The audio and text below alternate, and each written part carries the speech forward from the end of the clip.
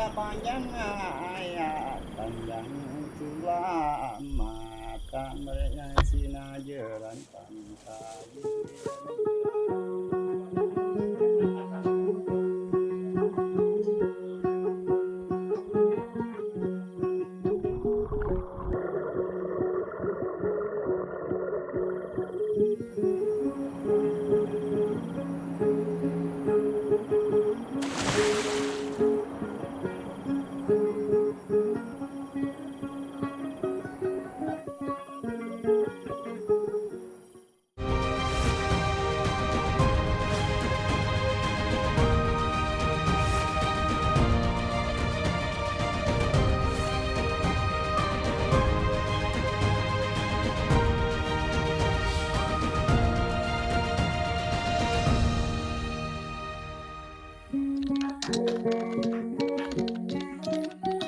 Merabu terdengar asing di telinga, namun melekat di hati ketika menginjakkan kaki di tanahnya.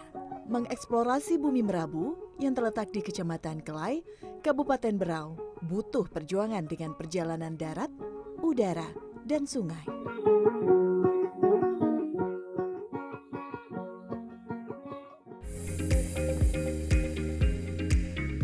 Saya pun memulai perjalanan dari Bandara Soekarno-Hatta pukul 5 pagi. Butuh 135 menit waktu tempuh untuk sampai di tempat transit Kota Balikpapan. Perjalanan udara kami lanjutkan 60 menit lamanya menuju Bandara Internasional Kalimarau, Tanjung Redep, Berau.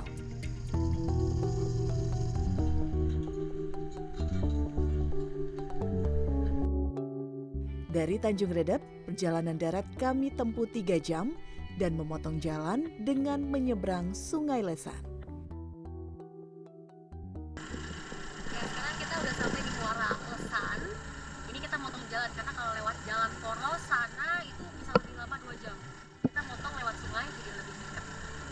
Naik getek.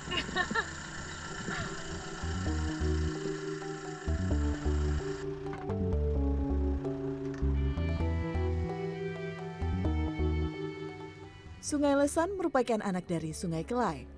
Seperti nadi, sungai-sungai saling terhubung antara satu dengan yang lain.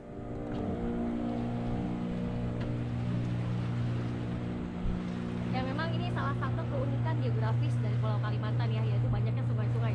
Salah satunya sungai yang saat ini kita sedang seberangi, Sungai Lesan. Beruntung ini lagi tidak terlalu deras, jadi kita bisa nyebrang karena kalau misalnya lagi banjir di sini airnya cukup deras, jadi kita nggak bisa seberangin sungai. Cukup dekat sih ya.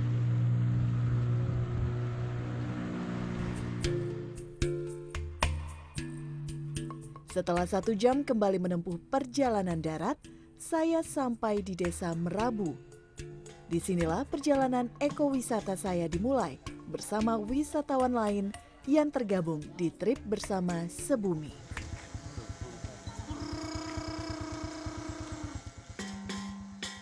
Kami disambut hangat oleh masyarakat asli Merabu, suku Dayak Lebo. Gong dan kendang mengiringi penyambutan dengan pelemparan beras kuning sebagai tanda persahabatan. Bak keluarga berbagi suka duka bersama selama di Merabu.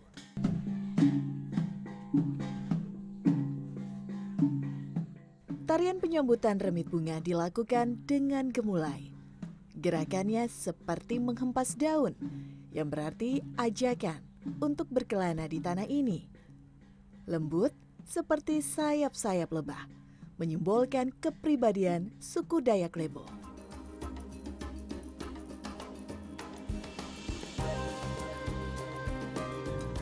Cinta kasih masyarakat Dayak Lebo terlihat dari budayanya. Budaya memotong kepala yang ada di suku Dayak lain dulu justru dilarang di sini. Cara hidup masyarakat Lebo juga tergambar dari arti namanya. Lebo yang berarti rumah. Kami itu punya kebiasaan tradisi ya. Ketika misalnya kita buat rumah dan kemudian di dalam satu rumah itu ada yang meninggal. Nah, rumah yang jadi tempat meninggalnya tadi, entah itu saudara, entah itu paman, entah itu siapa, itu tidak boleh ditempati lagi. Dan kita harus membuat rumah baru gitu. Jadi dianggap bahwa rumah yang sudah ditinggali atau ditempati oleh orang yang sudah meninggal, dianggap itu peketeban, bilang orang, artinya tempat roh jahat. Nah, itu kebiasaan. Makanya kalau di bagian hulu situ kita melihat bahwa ada beberapa rumah memang sudah ditinggalkan penghuninya karena memang rumah itu sudah tempat orang meninggal. Sekarang sudah tidak ya? Nah, sekarang kita mulai merubah itu sekarang nih.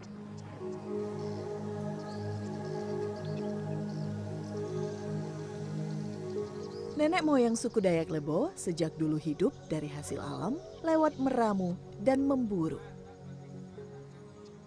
Hidup berdampingan dengan sungai, mencari makanan dari kekayaan air tawarnya jadi mata pencaharian.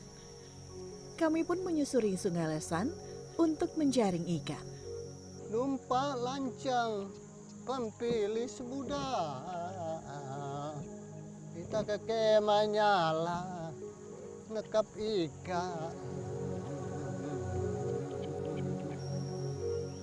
Ada beberapa cara menangkap ikan. Di sini kami menggunakan cara yang disebut mepas dengan melempar batu ke sungai untuk menipu ikan seumpama seperti buah jatuh.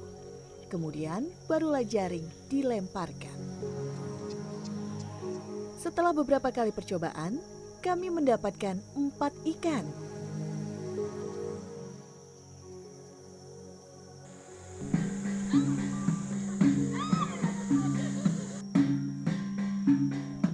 Sungai Lesan menjadi sumber kehidupan suku Dayak Lebo di Merabu. Sungai ini memang cukup panjang, berbatasan langsung dengan Kutai Timur. Pak, sungai bagi masyarakat Dayak Lebo apa nih Pak? Sungai ini tempat kehidupan mereka, ya. Jadi mereka tidak hidup kalau tidak ada air, tidak ada sungai itu. Makanya mereka kalau buat kampung rata-rata di pinggir sungai, karena sungai itu tempat kehidupan mereka. Sumber kehidupan. Kalau zaman dulu sungai ini sebagai tempat arus transportasi mereka juga dulu, sebelum adanya akses jalan gitu.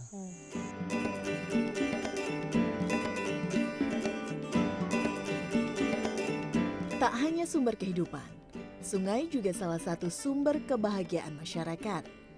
Mandi di sungai menjadi potret kebahagiaan anak-anak di desa Indonesia, termasuk Merabu. Saya pun tidak mau melewatkan pengalaman ini. Kehangatan yang mereka berikan kepada wisatawan yang datang. Suguhan wisata yang berbeda bagi saya dan akan menjadi cerita.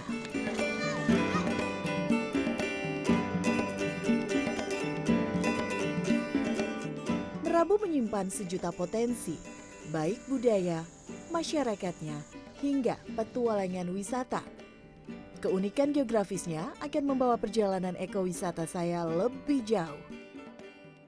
Menapaki gerbang peradaban nenek moyang, menjelajahi goa dengan segala histori di dalamnya.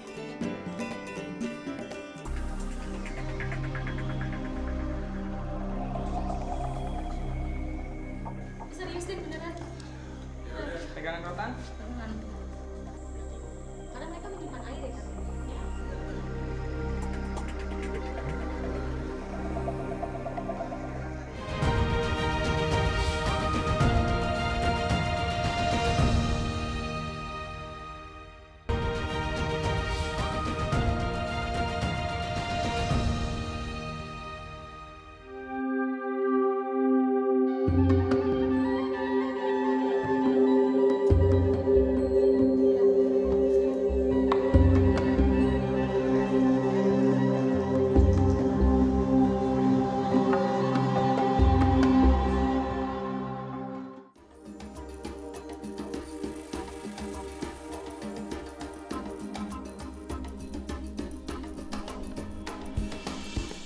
Pagi ini, saya bersama Sebumi akan mengikuti ekowisata di hutan Kalimantan. mengunjungi Goa Bloyot yang menjadi salah satu destinasi wisata di Merabu. Sekarang kita mau jalan, jadi memang dari sini nggak pakai kendaraan, langsung jalan kaki 5 kilo. Ini kita bareng teman-teman dari Sebumi. Perjalanan sejauh 5,5 km akan kami tempuh menyusuri bagian-bagian hutan. Mulai dari yang terluar hingga bagian inti. Sekarang kita udah masuk hutan. Walau cuaca cerah, trek berlumpur harus kami lewati. Semakin dalam memasuki hutan, semakin berkurang cahaya matahari yang masuk karena tutupan pohon yang lebat. Berbagai jenis pohon ada di sini, termasuk bengkirai, meranti, dan pohon ulin. Sebagai upaya menjaga kelestarian hutan, pemerintah bekerja sama dengan perangkat desa setempat membuka adopsi pohon untuk umum. Sebagai bentuk dukungan menjaga ekosistem hutan Kalimantan.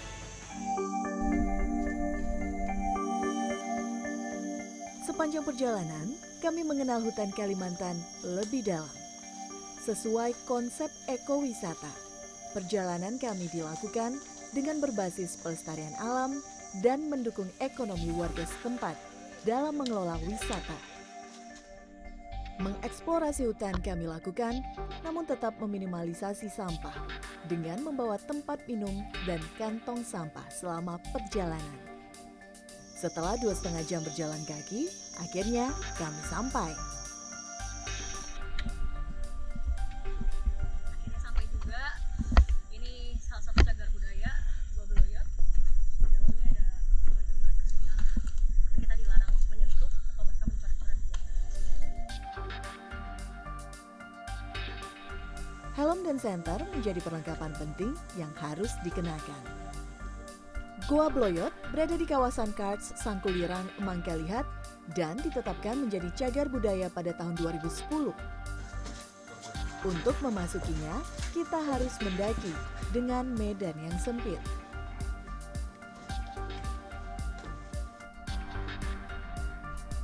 Untuk mencapai bagian utama Goa Bloyot, akses sederhana dengan menggunakan tangga kayu harus kami lewati.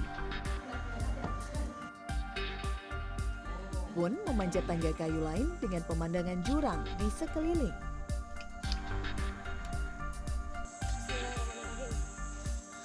Nanti kita pikirkan turunnya. Sesampainya di liang utama, arsitektur goa menjamu mata.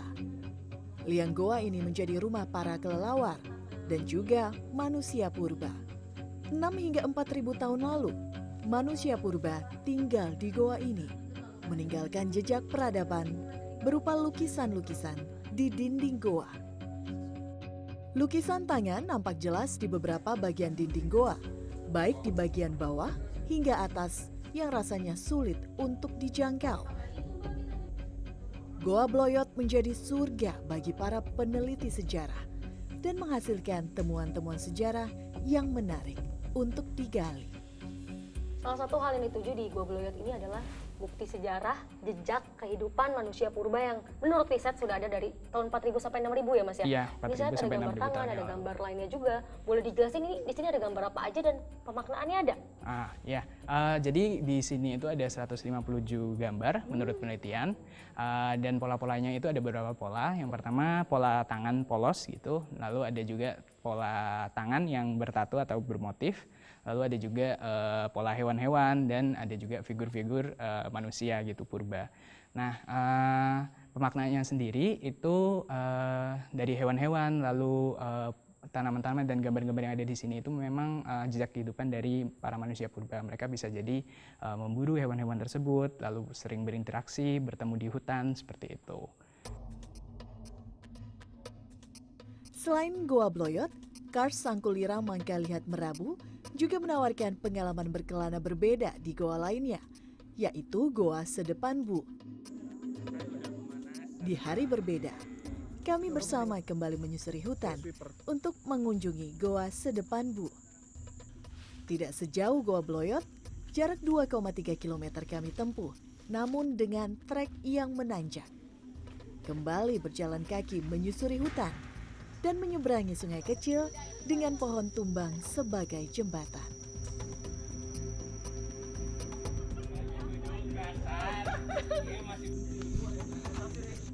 Dan akhirnya sampai di mulut goa.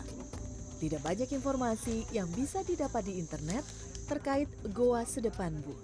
Hal ini dikarenakan Goa Sedepan-bu baru diteliti dan dibuka untuk umum pada awal tahun 2022. Yang berbeda kalau di Gua Bloyot itu kita naik, kalau di Sedepan Bu ini kita turun. Dan turunannya nanti kurang lebih akan ada 80 meter ke bawah, tapi mungkin nggak akan bawah-bawah banget ya. Untuk turunan pertama ini kita akan turun 20 meter dengan menggunakan tali.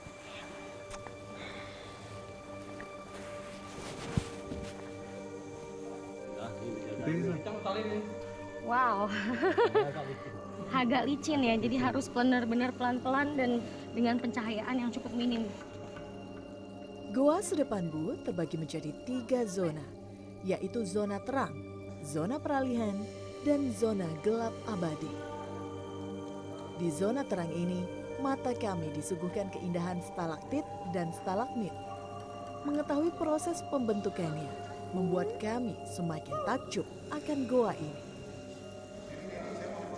Ini salah satu peristiwa natural yang masih terjadi, yang masih berlangsung di dalam gua. Jadi ketika ada aliran air, rembesan air dari atasnya gua, entah itu di atas ada air, ada hujan atau ada sungai, aliran sungai yang dia merembes dari atas, dan ada deposit mineral yang terkandung dari si air tersebut. Nah, jadi dia menghasilkan namanya stalaktit yang di atas, terus dia turun ke bawah. Nah, kandungan mineral dari airnya kan juga masih ada ya, dia terdeposit di bawah menjadikan stalagmit. Lama-kelamaan dalam proses waktu skala geologi ini akan ketemu nih jadi satu pilar di gua. Nah, kurang lebih seperti ini prosesnya nih. Masih kelihatan tetesan-tetesan airnya. Bisa puluhan juta tahun baru bisa. Bisa puluhan ribu tahun.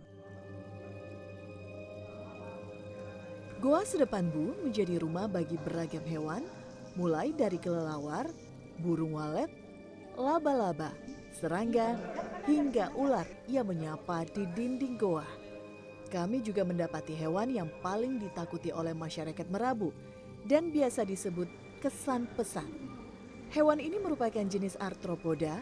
Kesan pesan masuk dalam kategori Scutigera atau lipan. Kesan pesan tidak menyengat jika tidak diganggu. Menyusuri zona demi zona dan sampailah kami di zona gelap abadi. Di zona ini juga terdapat Sungai Bu yang menyambung ke Desa Merabu. Di dalamnya terdapat ikan yang berdasarkan hasil penelitian adalah ikan-ikan buta karena terbiasa dan sudah beradaptasi dengan lingkungan yang sama sekali tidak mendapatkan cahaya matahari. Kami pun mencoba merasakan sensasi berada di titik gelap abadi dengan mematikan seluruh sumber cahaya. 3, 2, 1. Ini kita ada di zona gelap abadi yang kita rasain benar-benar sumber cahaya dari matahari sama sekali nggak bisa menembus ke dalam zona ini. Menurunnya tekanan atmosfer dan temperatur yang berkolaborasi dengan sensasi gelap di zona ini membuat adrenalin kami teruji. Rasa takut, namun takjub, menjadi pengalaman nyata yang berharga, akan teringat dan membekas di memori kala mengingat Merabu.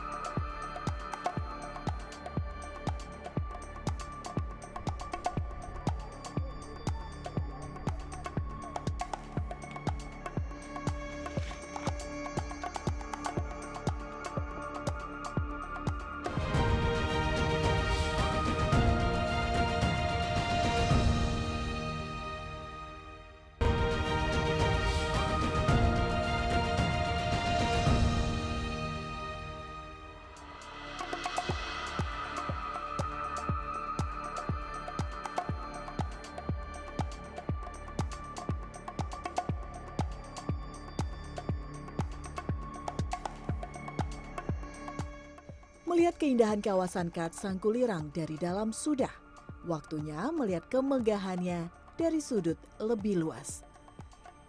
Jelajah bumi Merabu saya dan sebumi berlanjut menuju ke Danau Nyadeng di Merabu dan Puncak Ketepu. Untuk sampai ke sana, kami harus mengarungi sungai dengan ketinting selama 30 menit. Tidak pernah membosankan berkeliling sungai dengan pemandangan pepohonan rindang sebagai bahu jalan. Untuk melihat keindahan Nyadeng tak semudah itu. Kami masih harus berjalan kaki kembali selama 20 menit menuju danau. Setibanya di sana, warna biru toska Danau Nyadeng melepaskan penat. Melepas segala lelah dengan merendamkan diri di segarnya air Nyadeng jadi pilihan kami. Ikan-ikan sungai menyapa kami dari bawah. Nama Nyadeng sendiri berasal dari kata nya yang artinya satu dan deng yang artinya dalam. Kedalaman Danau Nyadeng berbeda-beda, namun paling dalam 50 meter. Wow, kali berenang di Danau Nyadeng. Ini kalau tempat saya kedalamannya 30 meter. Airnya segar banget, dan kenapa airnya warnanya di sini sedikit biru? Karena dia ada kapurnya, mineralnya. Air Danau Nyadeng berasal dari mata air batuan karst, karena itu airnya berwarna biru toska. Berdasarkan penelitian, air di Danau Nyadeng aman untuk langsung dikonsumsi. Sensasi berkelana di Danau Nyadeng sangat berkesan. Suara hewan di hutan menjadi pengiring musik, pepohonan menjadi penjaga hati, dan kebersamaan menjadi penghangat. Ini dia salah satu kayak mimpi ya, pemandangan Danau Toska, sambil makan kuah cibara. Ini the best sih. Aku baru pulang kemarin ke Toraja. Ini Kami pun berkemah di Nyadeng untuk besok bersiap melihat keindahan Ketepu di pagi hari.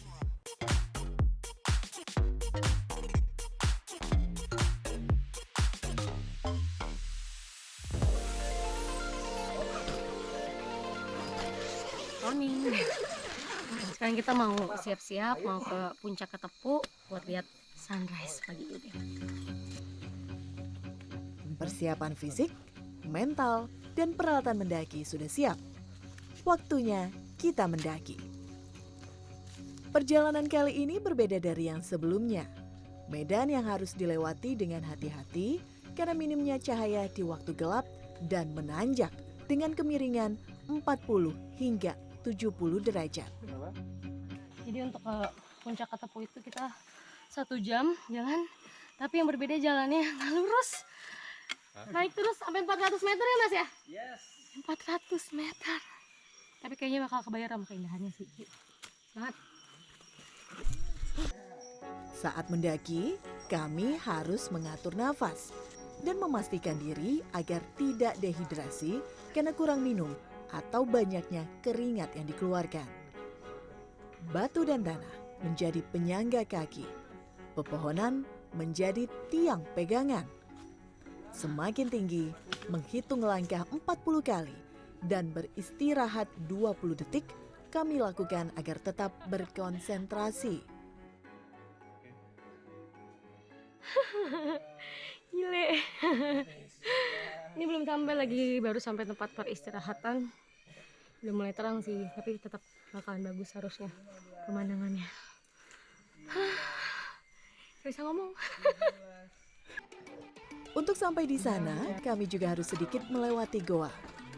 Pendakian selama 1,5 jam pun selesai. Sejenak kami melupakan lelahnya mendaki karena tersihir keindahan pemandangan dari ketinggian 428 mdpl. Menikmati indahnya Bukit Karst Sangkulirang Mangkalihat, megahnya hutan Merabu, dan manisnya kabut tipis berlatar langit.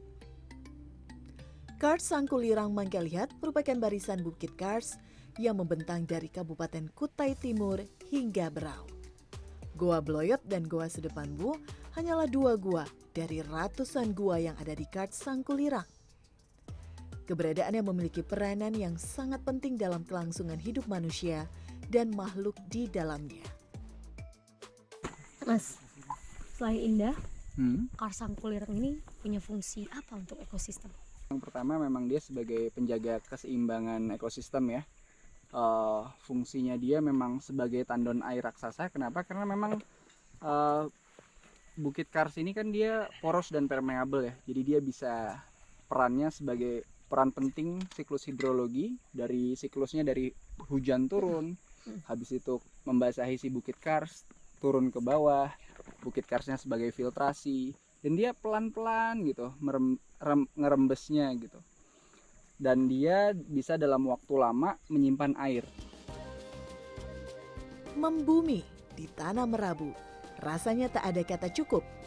Merasakan pengalaman hidup masyarakat Dayak Lebo berselaras dengan lingkungan, membuat diri memahami alasan keterikatan dalam antar mereka dengan alam. Keindahan Merabu tak bisa dinikmati hanya dengan melihat, tapi merasa. Suara alam dan segala makhluk di dalamnya terus terngiang di telinga. Kehangatan masyarakatnya dirindukan menjadi memori yang akan dibagikan menjadi sebuah cerita.